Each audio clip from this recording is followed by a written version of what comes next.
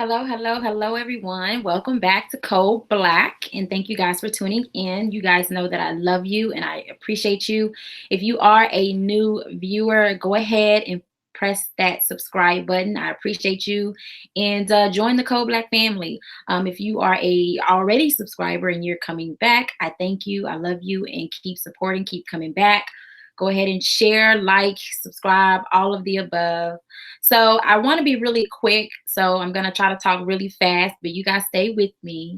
I'm hoping that this video will not be too lengthy, but I want to just kind of talk about like some of the things that I noticed in the Central Park 5 Netflix movie. There was a lot of symbolic things in that movie, and even though a lot of those things were true, I just felt like they were very symbolic, like especially back in the 80s and even before then, the late 80s and before then, that whole, black men just have to have a white woman or black boys or so on and so forth. So I'm going to go over some of the things that I saw and that I picked up. Now, let me make a disclaimer. If you have not seen the Netflix documentary that is on about the Central Park 5 boys who were wrongfully convicted and actually went to prison. Four of them went to juvenile jail, and one of them actually went to an adult prison. But if you have not seen the Netflix series on Netflix, please exit the video. If you don't want to, know, go watch it and then come back and then see what I have to say, because I'm pretty sure you probably would agree. And I'm pretty sure you may have something to add as well that maybe I missed. And I do plan to rewatch it again today because I kind of want to, you guys know how I am. I kind of watch stuff that go on in the dominant society. Then I come back and I report back to you guys and give you my thoughts and the things that I believe we should look for and, be concerned about. So let's get started. Also, to get some housekeeping out the way, you guys go ahead and don't forget to follow me on all of my social medias, Nikhil Younglove, on Facebook, Twitter, and Instagram. Okay, so let me fix I'm sorry, you guys, I should already have this done. Let me fix my screen a little bit and make it, because I really need to get two laptops where I can kind of have something up on one and then the other. But anyways, we're gonna make it do what it do. We're gonna make it work. Okay. All right. And I did write some notes, so you guys just hang in there with me because there was a lot to take in from watching the Netflix movie. Okay. So okay, so you guys, for those of you guys who do not know, the Central Park 5 situation happened in 1989, where there were 4 black boys and 1 Latino boy who were wrongfully convicted of raping a white woman jogger. These boys were ages 14 to 15, and they were accused of raping this woman without any evidence whatsoever.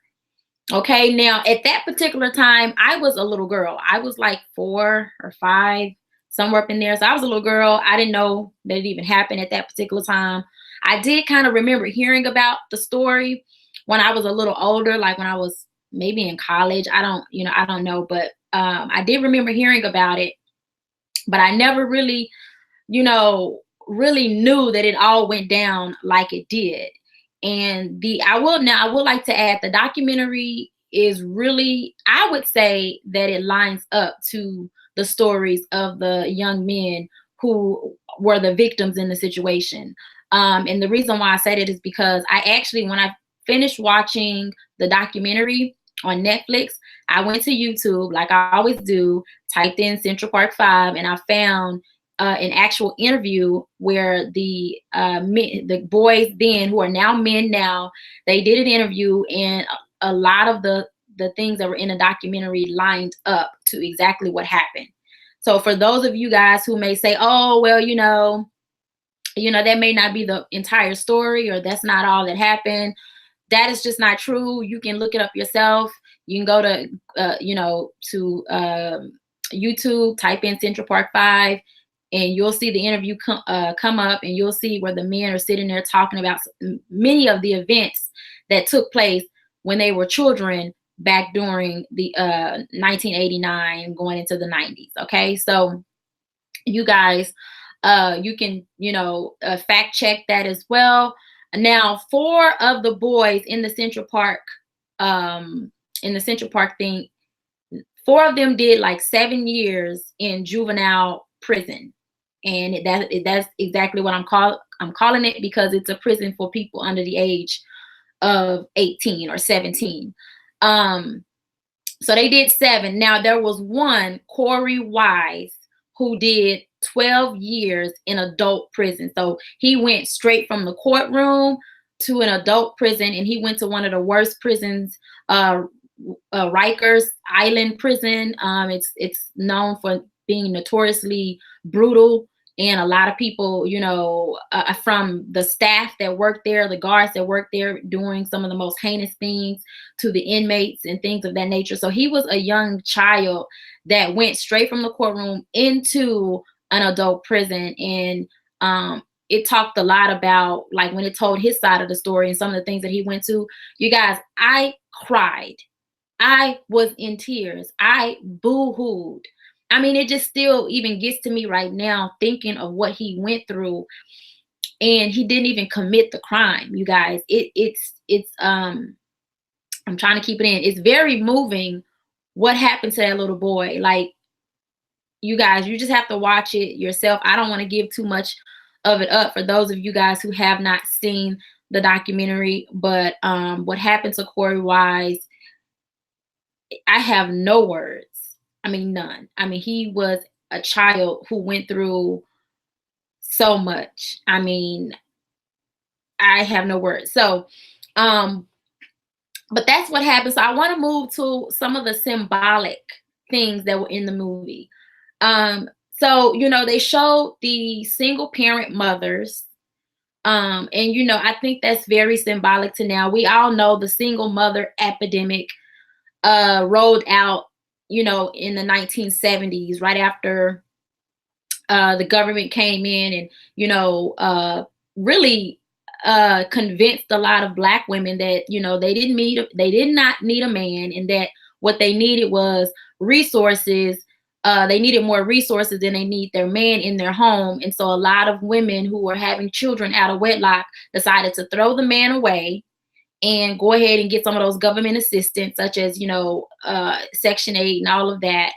And so we know that rolled out in the 70s. And so being that it was 1989, that was some of the prime years of that rollout, some of the very prime years. And I believe in this movie, it really showed those Black mothers who were single. I think it was only one mother whose father, a Black mother who was married, and then the man that she was married to was a weak, docile, disgrace of a man. And I'm going to go over why I say that. This man sold his own child to keep his job. He told his own child to confess to a crime such as rape that he did not do. So the man that they did show, the Black man that they did show that actually was married to one of the mothers, was a weak, docile disgrace of a man because of what he did to his son. And so I'm going to go over that. So I did notice the single mother pitch that was in the movie. And even though, that was the actual situation of those boys, it still, to me, speaks to how, a lot of people in the dominant society, they see us in that way. Those boys, I believe, were taken advantage of, because when the police went out to look for kids to take that case, to basically put the case on, because that's exactly what they did. When they were searching and searching and searching through all those kids, I personally believe that they went for the children who were the weakest. And we all know, I can't stress this enough, I understand things happen in our homes. I understand, people break up or whatever, and people are, raised in a single parent home. I understand that, but when you are being raised in a single parent home, that second level of protection is not there.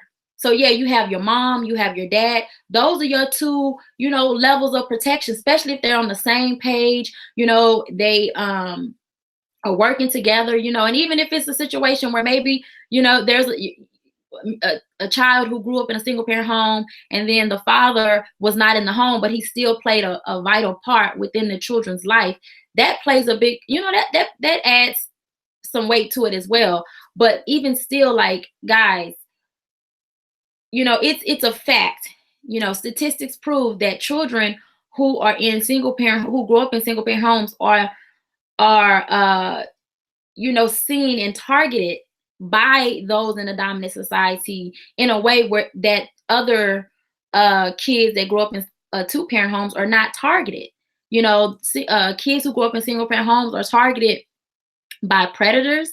They're targeted by, police. They're targeted by the school system, because they know that they can do certain things to that child that, maybe the mom works a lot. She can't really go up to the school all the time. They know that the mom doesn't have as much help, so she can't really pay attention or read some of the documents that need to be read thoroughly, like, they should be read. And of course, this is not the situation for every single child that grows up in a single parent home. That's not what I'm saying. I'm just saying that I believe in the Central Park 5 situation, those boys that most of them who grew up in the single parent home, I believe it shows that when, people in the dominant society, particularly in this particular case, law enforcement seen a weak situation. Okay, because even the one mother who was able to rush in and kind of, get her child out of that situation right before he signed the paperwork, signing his rights to a lawyer away, and, signing that he confessed to raping the woman and so on and so forth, before she rushed in to get him to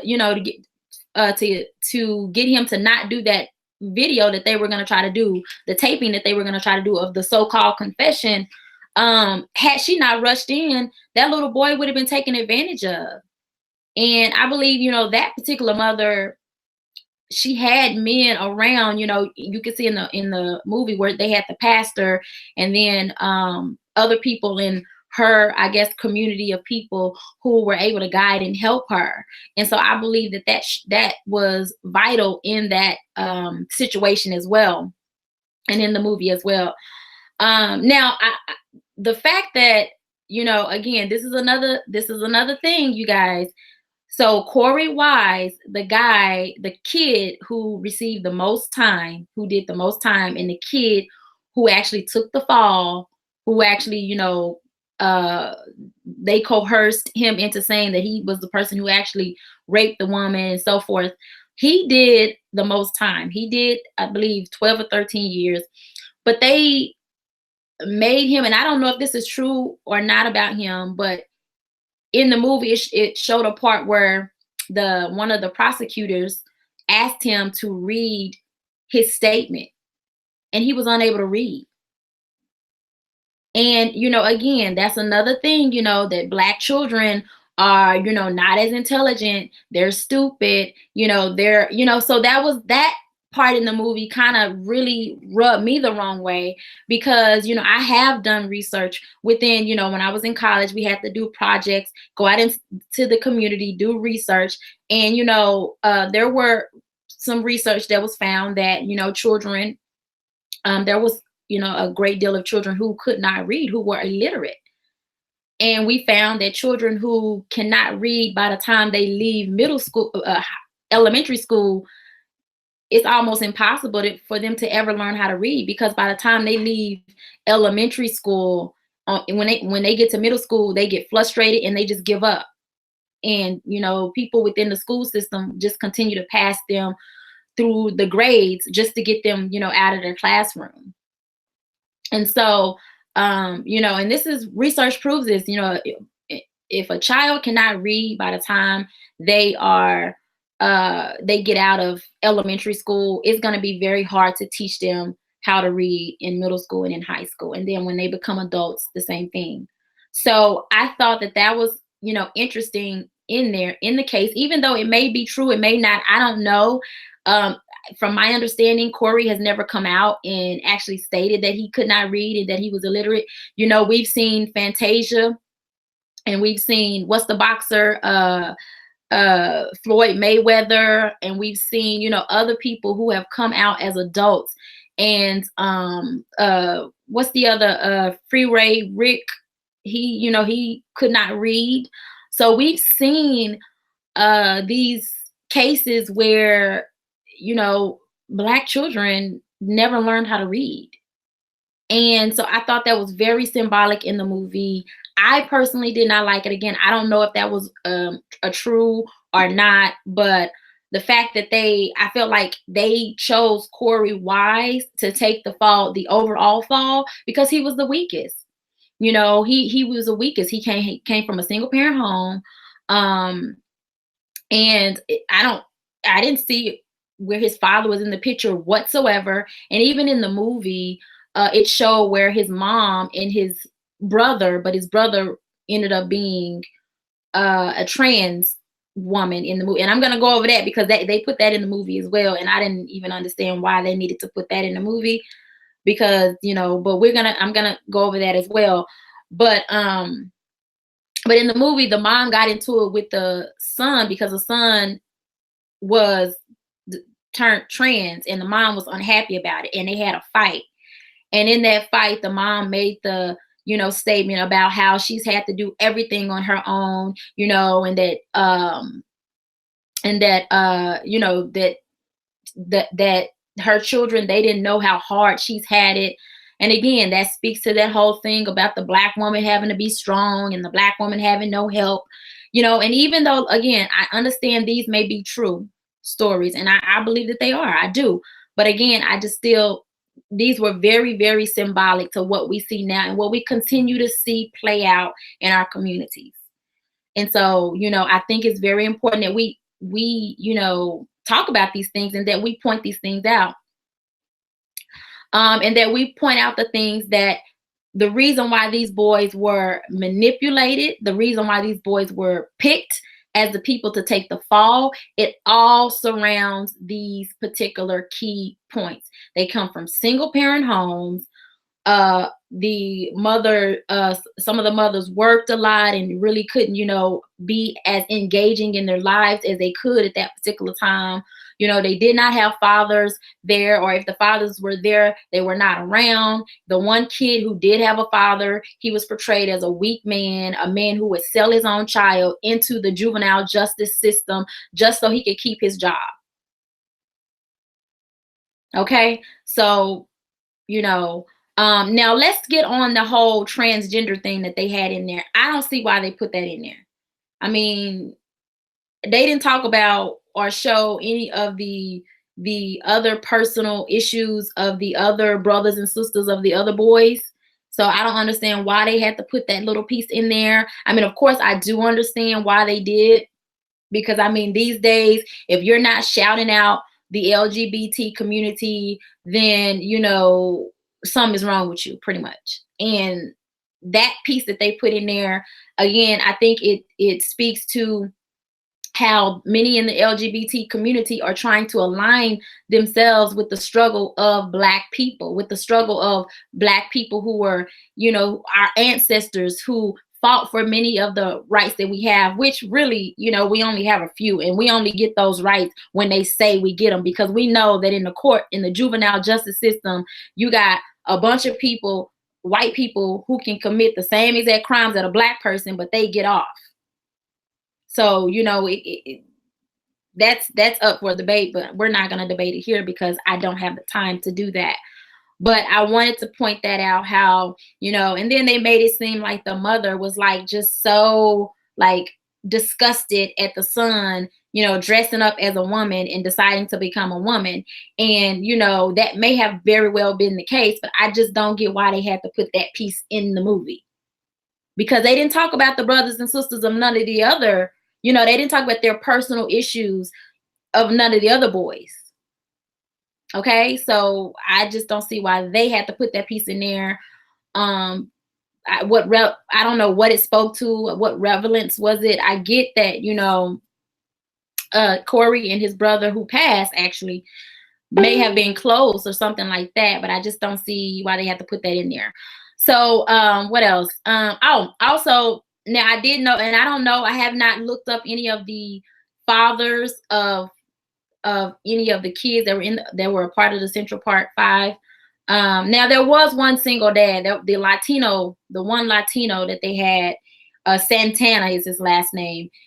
His dad at the time was a single father, and so I just wanted to add that. But they picked a really dark man to play the father of Kevin, of Kevin. Yes, of Kevin. And I thought that was very symbolic because, you know, they had to show a dark, really, I mean, this man was very, very dark. The actor was very dark. They had to show a very dark man who was afraid of, you know, the white policeman or the white people within the juvenile, in the court system. He was afraid to stand up for his own son so that he could keep his job. So they had to show this very dark man, submissive, docile, afraid, you know, bucking his eyes, you know. And then they also had to show that, you know, even though this man threw his son under the bus and did not even come to any of the court appearances until the very last one where he had to testify on behalf of his son, that he actually told his son to confess to something that his son did not do. Even though he did all of that, they still had to show that a Black woman was willing to not only stay married to him after he walked out on them, but keep him, but take him back in. So again, that plays into that whole thing of how Black women just have to have a man, how we just do anything for a man, even at the expense of our children, which we know is not true. They pick some of the craziest stories. Now, this may be true in this particular case, but again, they had to put that in the movie, which I do believe that it played a vital part. I will admit that it did play a vital part because it showed us that, you know, and I believe the guy actually wanted that part in the movie, because when I looked at another interview, he you know, the reporter asked him, like, you know, did you ever you know, mend things with your father? And he said he never mended things with his father.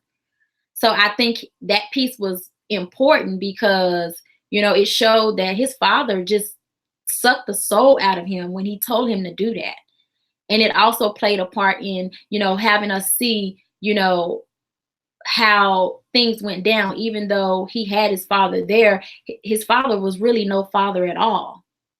And you know, when I seen that part in the movie, my heart just broke because, you know, young boys, and it makes me tear up now because you know, our Black boys, they are targeted all the time. Black men, Black boys, Black young girls too, but Black men and Black boys in particular.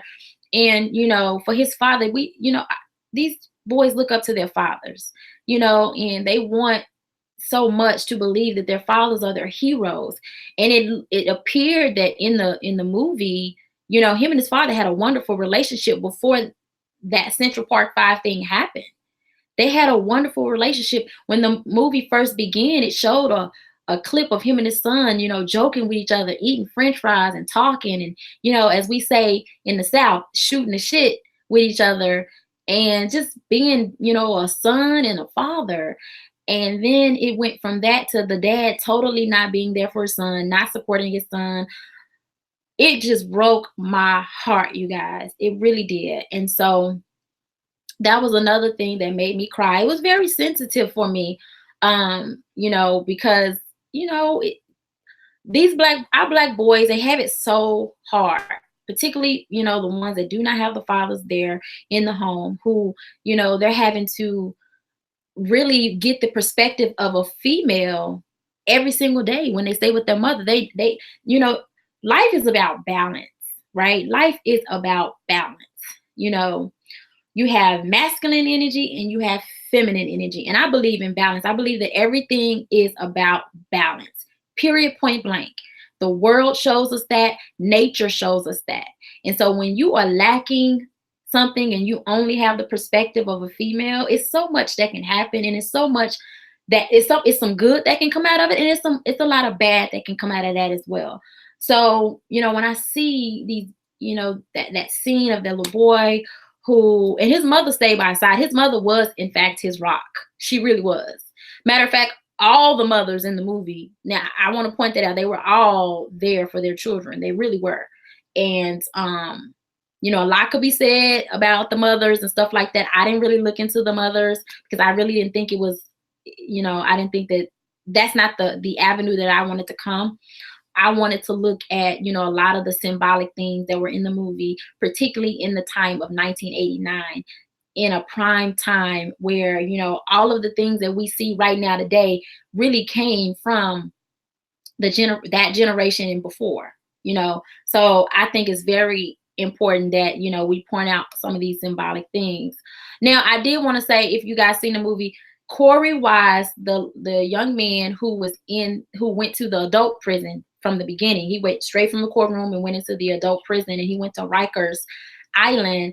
I thought it was very telling that in one of the scenes, I don't know what prison he was at, but in one of the scenes, it showed where a white guard played, played Jesus. And we all know, we've all seen, this whole Jesus thing that sometimes non-Black people try to do or play in the lives of Black people. But he played that Jesus role. He played that, that white man role to come and save him. I'm gonna save him. Now, I don't know if the guard was Black or white in real life, but I did see the symbolism in that, where, he was being mistreated, beat up, probably raped. This man was beat up. He was stabbed up one time. He almost died.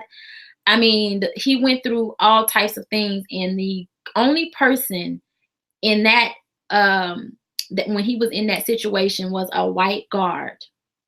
A white guard attempted to help him how to read. The white guard brought him books when he was in solitary confinement and attempted to teach him how to read. The white guard also attempted to keep him sane so that he wouldn't go insane from being in solitary confinement. So he brought him a deck of cards, and he spent time with him and showed him how to play solitary, or what's this? Is it solitary? Whatever. The solitary, the game solitary that you can play by yourself.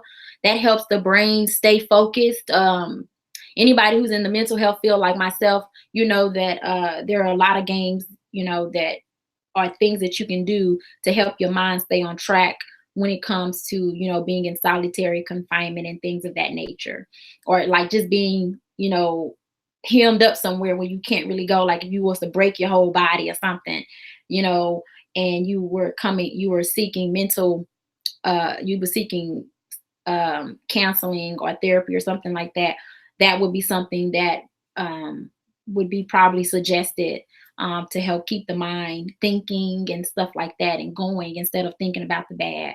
So it showed him basically, really help Corey out, which was an absolute blessing. I'm not going to take anything away from the guard doing that, but what I will say is that, they did have to show that part. They had to put that part in there, because, Black people, we can't ever, live without our white saviors, without some white person, coming along and helping us get through life. We got to always have that person. And like I said, I'm not taking anything away from the gesture that was made. I'm just saying that there's symbolism in that. There's symbolism in that. Okay. What else? Now I believe that this movie showed the obsession that those in the dominant society have to dehumanize, mistreat, kill Black people. We've seen it throughout history where there has been this obsession. Like Black people, we can be doing our own thing, going our own way, doing us, not bothering anybody. But you're always going to have people that come along and say, oh, because you are Black, you deserve this treatment. You deserve to be done like this. And the Central Park Five is an example of that taking place. It's a perfect example, because as soon as the news hit that it was 4 Black boys, 1 Latino, but they kept saying 5 Black boys.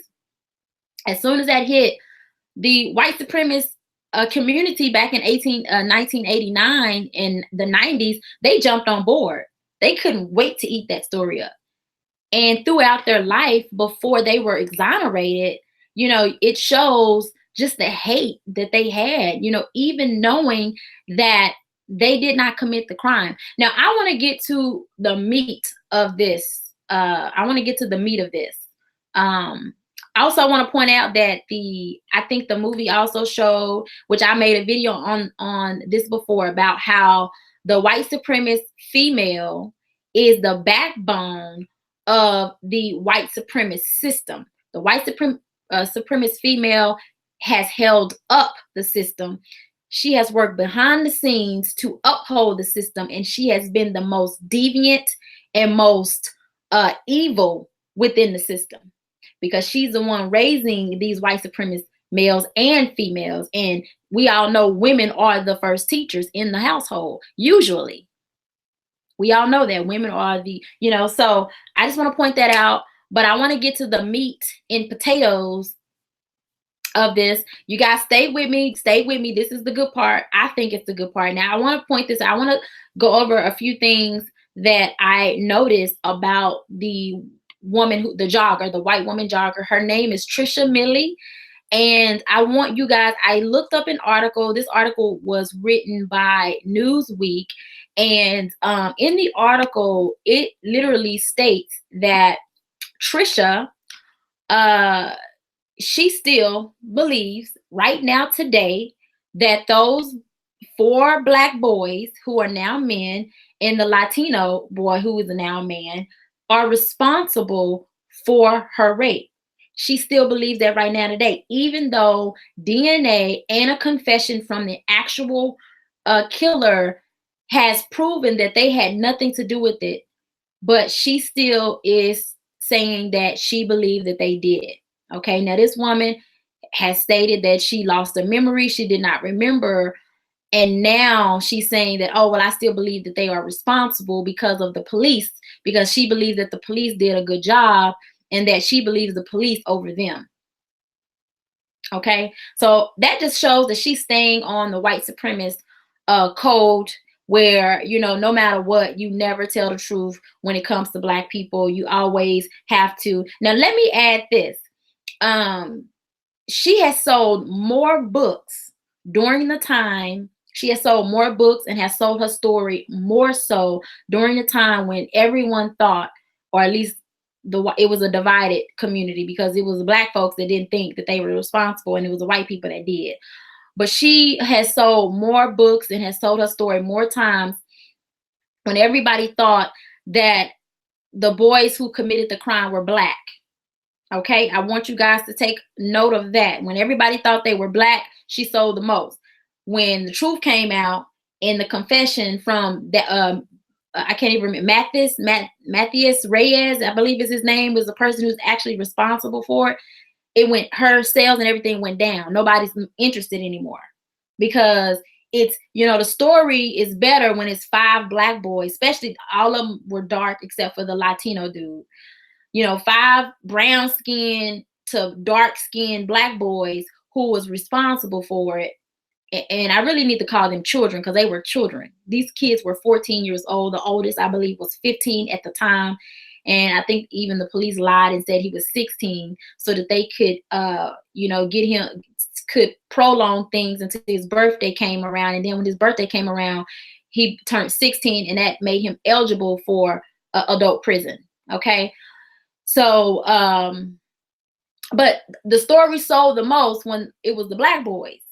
So again, it's this obsession with Black people. It's just, you know, like Black people just have to have, Black men, Black boys in particular, just have to have a white woman. Just, they got to have a white woman so much that they got to rape her, which we know is a crock of, you guys, I don't even want to say the word. We know that's a lie, because we know during slavery, the white woman was the one raping the Black men. The white woman was the one lying on the Black man when them children came out of her vagina and they were brown skinned with nappy hair. She was the one lying, telling me she was raped. Okay, so we know that's a lie. The white woman has raped the Black man for hundreds of years. And even right now today, you still have white supremacist females lying on Black men, saying that they have been sexually assaulted in some kind of way, and still trying to, you know, get Black men to take the fall for her being sexually promiscuous a lot of times, or for her, being embarrassed that she messed around with a Black man, and now she gets to the point where she's got to explain that to her group of men, because now they want to know, why was you messing with that Black man when you was in college or when you was in your 20s? And now she's got to lie and say, oh, well, I was raped, oh, I was drunk, I was high, I was something. Okay, so you guys take note of that. But I'm going to share my screen with you guys so you can see. I'm going to read this article, and I will post this article. So you guys, as you guys can see, okay, so you guys should be able to see. Okay, so let me find the part. Okay, bear with me. I thought I had it. Oh, okay, here it goes. It says, now in parentheses, so this means that these are her words. I mean, not parentheses, in quotes. This means that these are her words. This is right here where it says, I do wish the case hadn't been settled. Meili told ABC News 2020 in January, I wish that it had gone to court because there's a lot of information that's wrong, that's now being released that I'm seeing for the first time. I support the work of law enforcement and prosecutors. She's basically saying she believes the 1989 law enforcement and prosecutors' work, which was, we all know, they all lied on those little boys. They got those little boys to lie and say that they did something that they did not do. They treated me with such dignity and respect. Now, this is her staying on code. This is her staying on code. It goes on to say right here where it says Meili has not regained her memory of the brutal attack, but has remained skeptical of Reyes. Reyes is the guy who they found guilty of the actual rape. He's the guy that had his DNA actually matched the DNA that was all over her articles of clothing, everywhere. So it says, remained skeptical of Reyes's claims that he acted alone. So again, this is her, the white supremacist, suspected white supremacist female, the one who was the victim at the time, who was raped. Well, she's one of the victims, because the other victims was those 4 Black boys and that one Latino boy that they wrongfully convicted. But I just wanted you guys, this was her own words, as you guys can see. And again, I will post the article in the box below. So again, this shows that this woman is staying on the white supremacist code, where even though they have DNA evidence and a confession that proves that the boys that they initially thought did it, which they knew all along never did it, did not do it.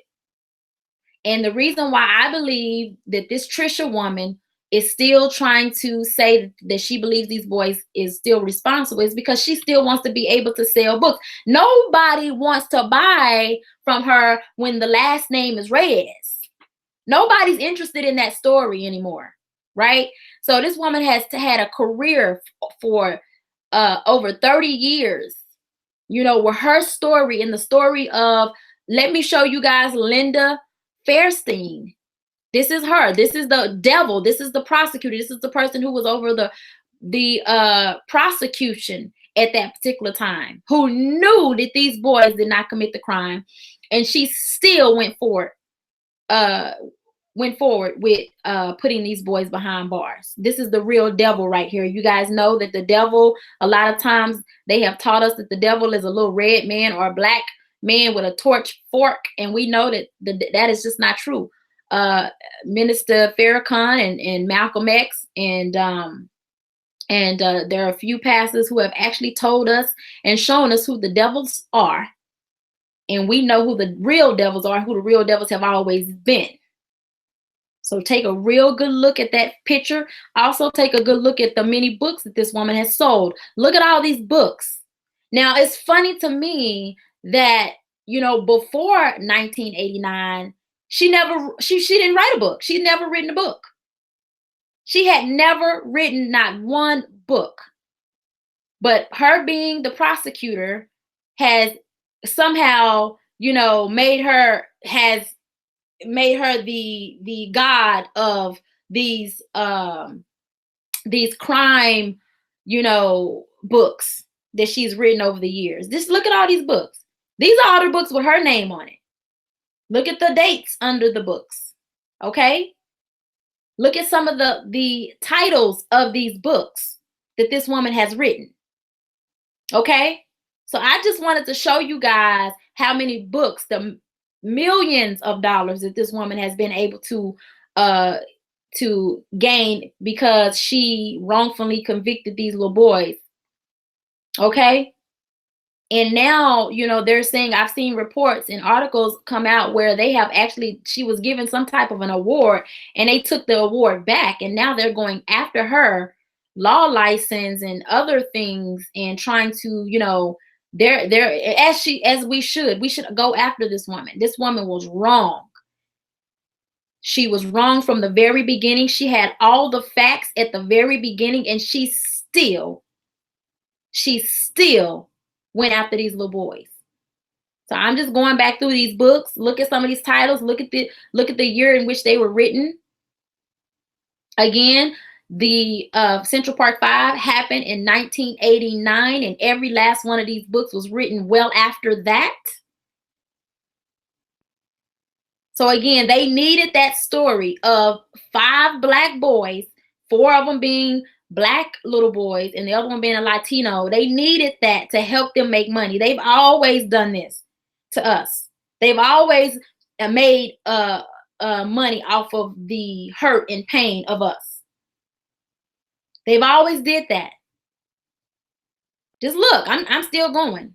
Look, the rape and scandal that puts you at risk. Look at that. Look at that title.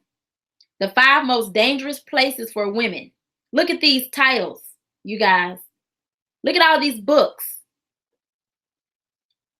I guess she never wanted to write a book before 1989. So she had to wait on the right black men to little boys to so that she could put a case on. She probably orchestrated the whole thing. She probably had it, because I mean, for somebody to write all these books after such a crime, I mean, really, why couldn't she write the books before then? And you know, we have seen some of the movies before where we've seen people commit certain crimes just so that they could write books. I believe, what's that one movie called Misery? It's an old school movie. I don't know, guys may be able to find it on Netflix, but Misery is a story based on a woman who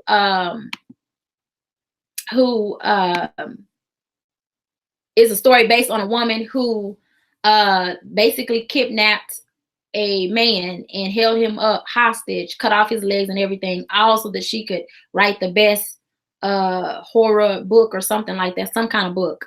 So hey, it's looking like Fairstein did the same thing. That's what it's looking like to me. So anyways, you guys, that's all I have for you guys. I am going to that's all I have. I'm gonna go ahead and get off of here. I hope you guys enjoyed this video. I hope I was able to break down some of the symbolism that I thought were in the Netflix movie Central Park 5.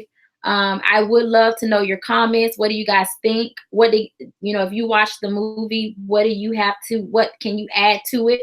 What can you tell us about it? What did I miss? Go ahead and follow me on all of my social medias, Nikel Young Love. at Instagram, Twitter, and Facebook. Also, you guys do know I am a business owner. So you can go to CodeBlaqueCurls.com and check out the products that I have for hair and for beard and scalp. And everything is all natural, all ingredient products. You guys know that I love you, and I look forward to coming to you guys with these types of things all the time. And I think that's all I have. I'm trying to, I talk a million words a minute, it feels like. So you guys have a good day, and I'll see you soon. Bye.